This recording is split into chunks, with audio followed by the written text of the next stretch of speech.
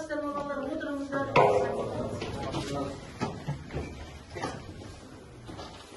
Бүгінгі сабаққа дайынбыз ба? Дайын болсаңыздар, ендеше бүгінгі балаларға тексеріп алайық. Содан кейін бүгін бізде жұмыс көп. Сабағымызды бастаймыз содан кейін. Так, староста кім жоқ айта ғой. Бүгінгі сабақта Әлем Шапағат, Қалдыбай Бекзат, Шамытқали Данияр және Әсел. Себептері балалардың? Барлығы ауырып қалды. Ауырып қалды. Жақсы. Так, енді біздің өткен сабақтағы тақырыбымыз. Так, өткен сабақта біздер өткенбіз құрылыс өндірісінің негізгі қағидалары. Құрылыс өндірісінің негізгі қағидалары бойынша біздер күрделі құрылыс және құрылыс өндірісі туралы өттік. Енді осы өткен сабағымыз бойынша біздер бүгін сол сабақты кішкене қайталап есімізге түсіріп алайық. Так, кім айтады, кім бастайды? Өткен сабақты тез-тез есімізге түсіріп алайық балалар. Құрылыс өндірісі туралы, құрылыс күрделілігі туралы кім айтады? Күрделі құрылыс болатын ол. Айта ғой. Күрделі құрылыс дегеніміз материалда өндірісте ерте маңызды заттардың бірі. Ол ғылыми техникалық заттарды қамтамасыз етіп, прогресті жалғастыруға арналған жоба. Жақсы. Қосатындар бар ма балалардағы? Келесі құрылыс өндірісі туралы кім айтады? Күрделі құрылысқа да қосатындарыңыз бар айта қойыңдар. Күрделі құрылыс өндірісі күрделі жүйесінің бірі дайындық және екінші кезеңдегі құрылыс жинақтау және арнайы процестерді қоса отырып тікелей құрылыс алаңында жүзеге асырылатын процестердің жиынтығы. Келесі тағы да құрылыс өндірісі туралы кім айтады балалар? Құрылыс өндірісінің технологиясы жалпы ғимараттардың негізгі жиынтығы болып табылады. Негізгі жиынтықтары бір салада айналып құрылыс жиынтығы болып аталады. Жақсы. Ары қарай кім айтады тағы да құрылыс өндірісі айта ғой. Күрделі құрылысқа жаңа құрылыс, кеңейту, жаңғырту және техниканы жабдықтау жатады. Және жұмыс істеп тұрған мекемелерді, үймереттер мен ғимараттарды күрделі жөндеу жатады. Жақсы. Ары қарай тағы да кім жалғастырады? Құрылыс кешендерінің жиынтықтары бар. Құрылыс кешендерінің жиынтықтары қандай жиынтықтар бар екен? Кім айтады? Айта ғой енді. Жалпы құрылыс кешендері негізінде олар физикалық, химиялық, механикалық процестер жатады. Олардың еңбек құралдарының тиімді пайдалану, солардың жиынтықтары жатады. Химиялық, физикалық неше түрлі жаңағы бізде процестер бар, еңбек құралдары бар, механизмдер бар, солардың жиынтықтары жаңа біздің құрылыс кешендерімізді жүргізетін негізгі құрылыс түрлері, құралдары. Ендеше бүгінгі сабақты бастамас бұрын мынандай нелерді, слайдтарды көрейік. Не көріп отырсыздар мына жерлерде? Құрылыс несі мыналар? Не деп аталады? КамАЗ, трактор, не деп аталады? Техникалары, механизмдері деп аталады, солай ма? Келесі, қандай мынау бізде? Бетонда айналдырғыш, бетонда араластырғыш, бізде мынау машинамен жүретін жаңағыдай кешенді машина, солай ма? Мына жерде не көріп отырсыңдар? Құрылыс алаңы, мына жерде, мына нелерде жеткізіліп отырған нелер мыналар? Материалдар. Мысалы, цемент болсын, жаңағыдай пакетке салынған, жаңағыдай біздердің құрылыс, мысалы, тас болсын, цемент болсын, жаңағыдай басқа да плиткалар болсын, біздің материалдарымыз осы жерден жоғары қарай жеткізіледі. Мынау біздің неміз, бұл құрылыстың ең басы да, жер жұмыстарымен ары қарай мына жерде біздерде жаңағы негіздерді, фундаменттарды салу жұмыстары, опалубка жұмыстары, жаңағы сосын арман жұмыстар, арматуралар, сосын қалыптар, ағаштан жасалған бізде қалыптар орналасқан. Енді де біздің осы бүгінгі өтетін сабағымыздың жаңағы тақырыбы осы неге байланысты, қандай тақырып болады? Құрылыс жұмыстарының негізгі процестері, солай ма? Процестері туралы, олардың ерекшеліктері туралы біз бүгінгі сабағымызды өтеміз. Енді осы сабақтың өтердің алдында біз бір-бірімізге қазір көңіл күй сыйлайық. Ал бір-бірімізге сәттілікті қалай тілейміз? Ал тез-тез тоқтап. Бәріміз біріміз үшін, бәріміз біріміз үшін. Bir-birimizге бүгінгі күн өте тамаша күн. Bir-birimizге сәттілік деп қояйық. Енді осы отырған топ бойынша қазір мен сіздерге номер беремін. Осылай отырып, қазір біздер ары қарай сабағымызды жалғастырамыз. Мынау бірінші топ, ашып қоя қойыңдар. Екінші топ, мынау үшінші топ. Біздің бүгінгі сабағымыздың мақсаты ол біздердің жаңағы айтқандай құрылыс өндірісінің негізгі қағидаларын білу.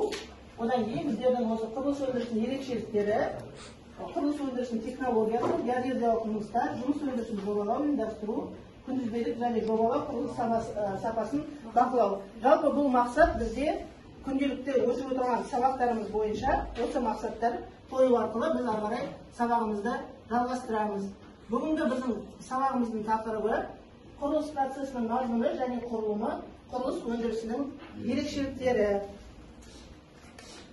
Түгел сабаққа өткен сабақ бойынша жауап берген жоқ. Сондықтан мен сендерге мынандай қағаздар беремін.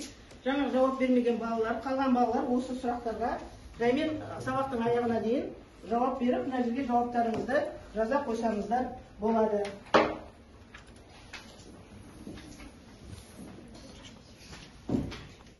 Процестердің технологиялық белгілер бойынша бөлінуі және механикаландырылған процестер.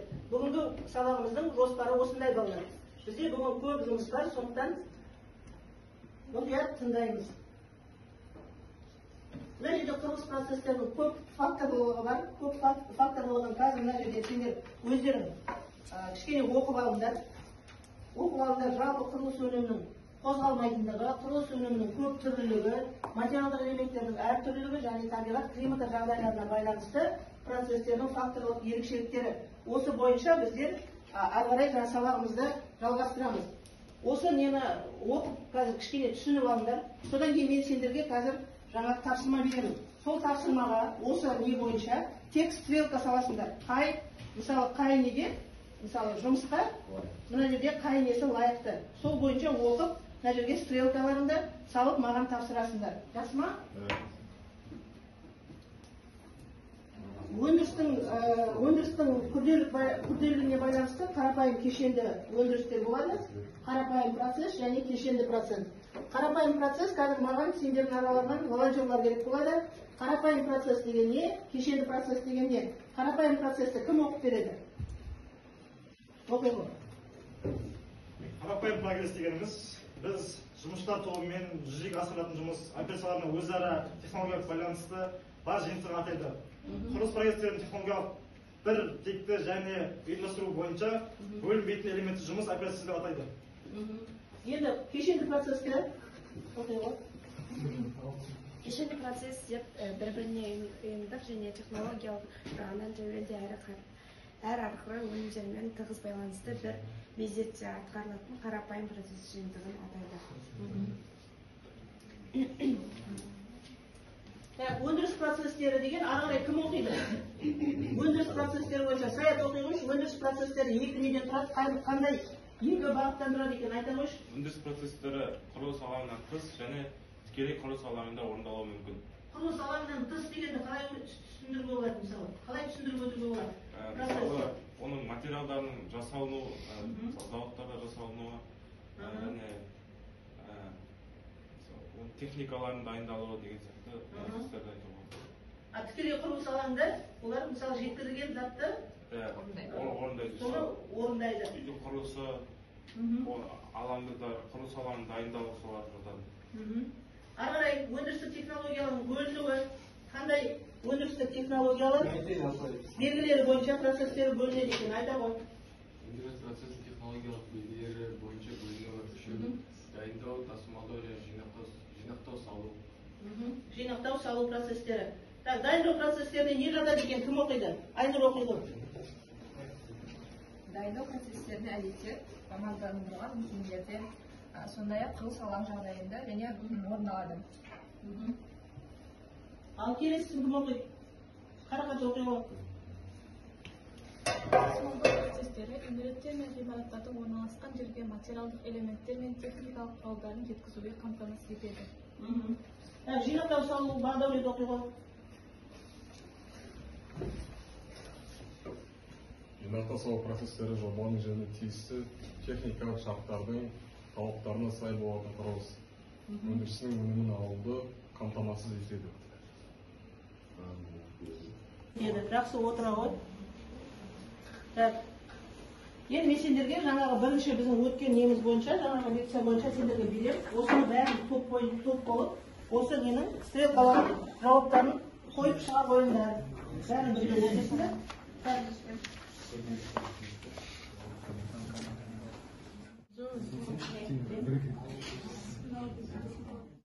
Материал бітігімі? Топтың жауабын тыңдайық. Жауаптар дайын екен. Құрылыс өнімінің қозғалмайтын болған. Құрылыс процестері орындағанда жұмысшылар мен техникалар құралдары жылжытып отырады. Ал салынып жатқан үймереттер мен ғимараттар қозғалмай қалады.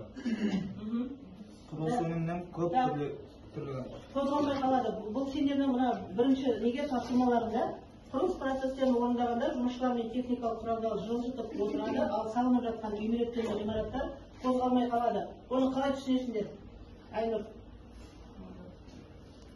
Яғни ғимарат тұрғызған кезде ол дейтін бір жерде қатыспақ, бірақ оны салыну барысында техникалар және сол салатын адамдар олардың қозғалысы болып тұрады. Ал біздің жаңағы салған өніміміз, салып жатқан өніміміз ол бір қалыпты бір орында қозғалмай тұрады. Сондықтан ол қозғалмайтын жаңағы жылжымайтын мүлік не деп аталады да, жылжымайтын өнім десек те болады қазіргі неде.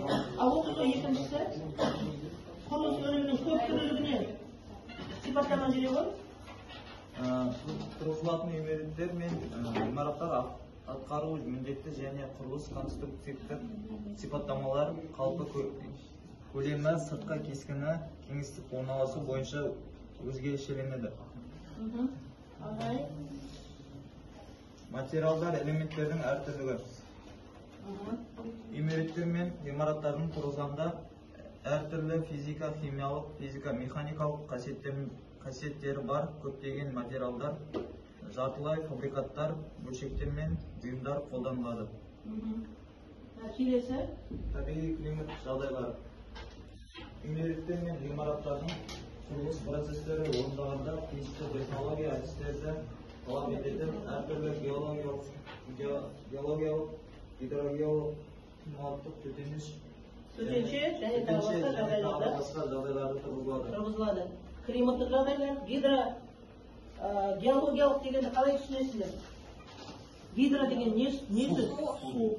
Жалпы гидрогеологиялық ол жаңағы біздің салатын жаңағы құрылысымыздың жерасты суларын міндетті түрде тексеруіміз керек. Және біз климаттық жағдайға қарап материалдарды таңдаймыз, солай ма? Климаттық жағдайға қарап біз материалды таңдаймыз, климаттық жағдайға қарап біз жаңағы өзіміздің құрылысымыздың материалдарымен және соның қалай орналасу керек екендігін сол климаттық жағдайға байланысты анықтаймыз. Келесі екінші топ, үшінші топ. Жаңағы бірінші, екінші топтың жауаптары дұрыс па екен? Қазір соны тексеріп құрылыс өнімінің қозғалмайтындығы дегеніміз құрылыс процестерін орындағанда жұмысшылар мен техникалық құралдар жылжытып отырады, ал салынып жатқан үймереттер мен ғимараттар қозғалмай қалады. Құрылыс өнімінің көп түрлілігі дегеніміз тұрғызылатын үймереттер мен ғимараттар атқару міндеті және құрылыс конструктивтік сипаттамалары қалпы, көлемі, сыртқы кескіні, кеңістікте орналасу бойынша өзгешеленеді. Ал материалдық элементтердің әртүрлілігі дегеніміз үймереттер мен ғимараттарда тұрғызғанда әртүрлі физика, механикалық қасиеттері бар көптеген материалдар, жартылай фабрикаттар, бөлшектер мен бұйымдар қолданылады.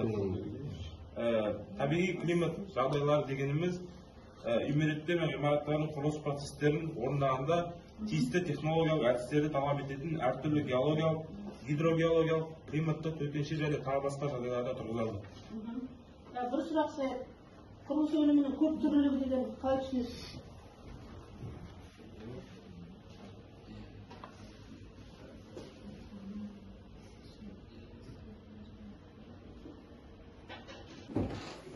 Құрылыс өнімінің көп түрлілігімен құрылыс тұрғызатын үйдегілер мен ғимараттардың міндеті және құрылыс өнімдері әртүрлі жағдайда өте көп болуы және материалдары өте көп болуы айтады. Біздегі құрылыстар ғимараттардың көп түрлілігі, алуан түрлілігінен сыртқы жаңағы несіне қараймыз, қасбеттері, жаңағы сол біздің жаңағы өніміміздің салынған әртүрлі материалды пайдалануымызда, жалпы жаңағы сондай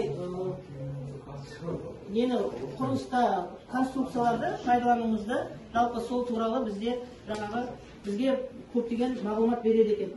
Келесі оқисыңдар ма, жоқ, екі группаның несі дұрыс па? Мадина, жауаптарын оқисыңдар ма? Дұрыс па? Егер ана екі топтың несіне жауабына дұрыс десеңдер, онда қағаздарыңды тапсыра қойсаңдар болады. Мына жерде бізде макеттер бар.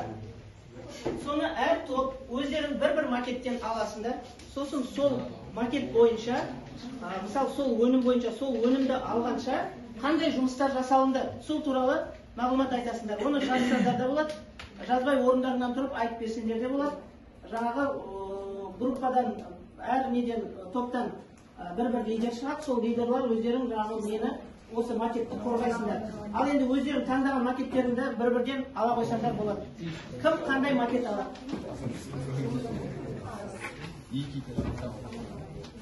Ала беріңдер макет. Осы макет туралы айтып, макет болғанда бұл макеттер біздің өніміміз болып есептеледі. Мысалы бізде мына 9 қабатты үй мынамыздың өніміміз. Осы өнімді алғанша сендер қандай құрылыс жұмыстарын жасадыңдар? Сендердікі 2 қабатты дүкен, сендердікі мынау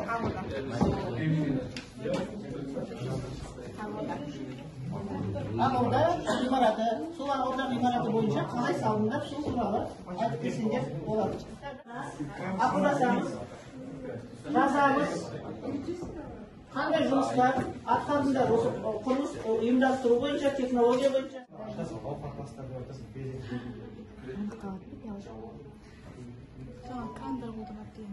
Жоқ, бұл ғимаратты тұрғызу үшін әртүрлі механикалар қолданады және яғни олар деп аттарын Бірінші затты іргетастан бастадым сендер. Іргетастарға цемент, тас, сосын шебін жаз.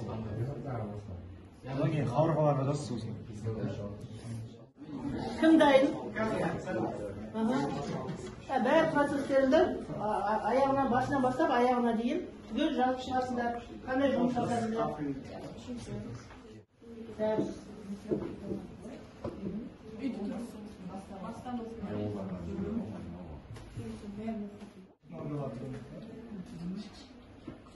Жазып отырыңдар, жазып, бәр заттарыңды, қандай жұмыстар атқардыңдар, бір-біріңе айтыңдар, ақылдасыңдар. Басқа уақыттар туралы жалпы бұл елімізде Астана қаласына орналасқан Ақорда. Жалпы бұл Ақорда 2001 жылы құрылыс жұмыстары басталды. Бұған 26 ұлт өкілдері атсалысқан. Европа елдерімен қоса Қазақстан өте әсем, ешкімде қайталанбайтын Ақорда құрылыс нысандарын 2001 жылы бастаған. Жалпы Қазақстан Республикасында президенттің резиденциясы 2004 жылы 24 желтоқсанда тұсаукесері өткен болатын.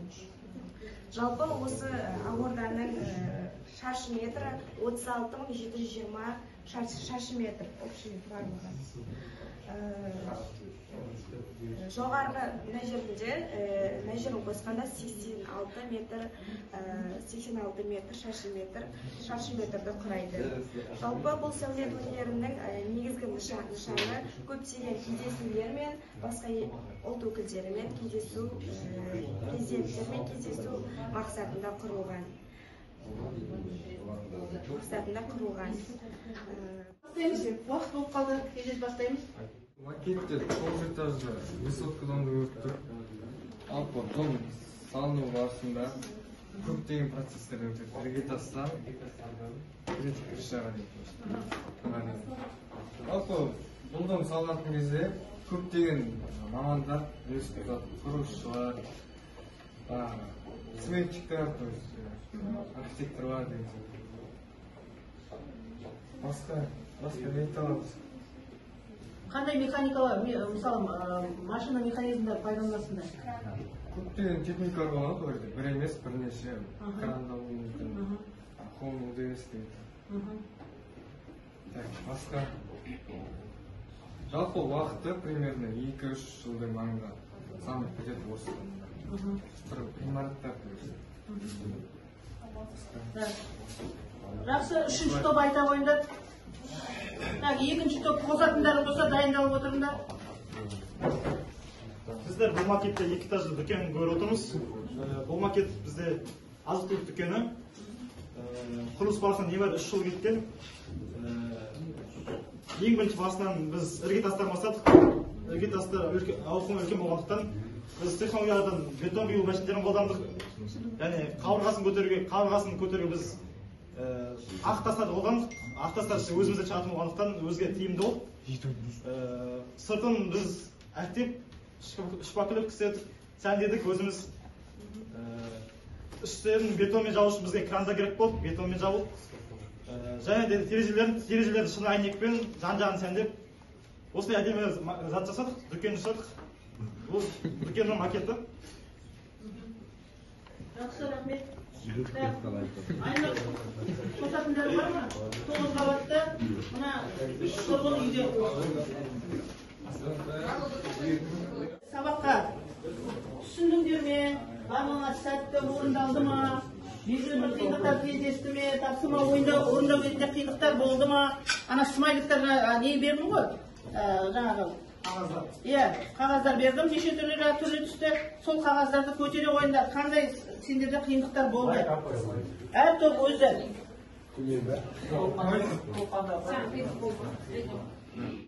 Сәтті орындалды да, бәр сабақтарды, бәр нелерді сендер екінші топ түгел түсіндіңдер. Солай ма? Сендердікі де солай, үшінші топ.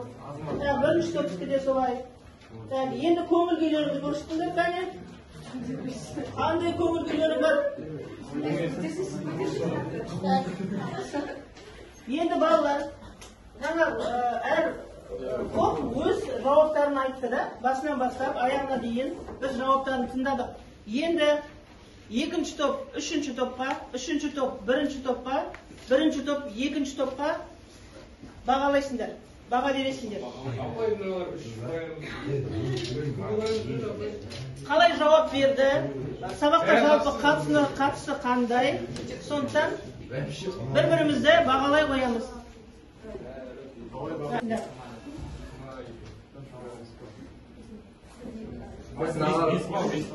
Үш, бірді бағалайды, бір екіні бағалайды, екі үшті бағалайды. Бірді керемет түсіндірді, және кішкене қажетті болды концертінде, сондықтан 2 бал беремін 5-тен. 4 бал екінші топқа да?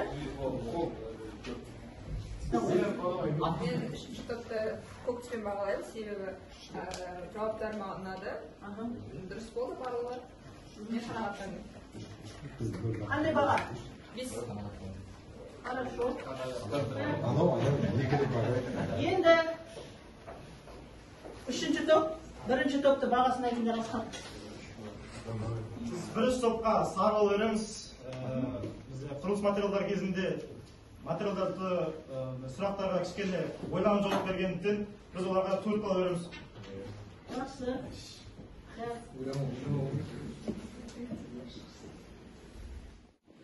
Бүгінгі сабағымызды қорытындылағанда жалпы нені түсіндіңдер, қандай терминдер түсіндіңдер, айта қойыңдар. Не түсіндіңдер? Құрылыс процестері, оның бөлінуі,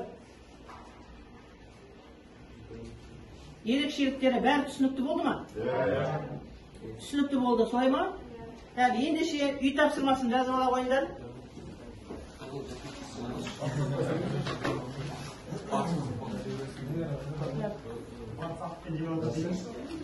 Үй тапсырмасын қазір мен сендерге тақтаға шығарамын. Үй және еңбекті ұйымдастыру тақырыбында презентация жасап келесіңдер. Презентацияңда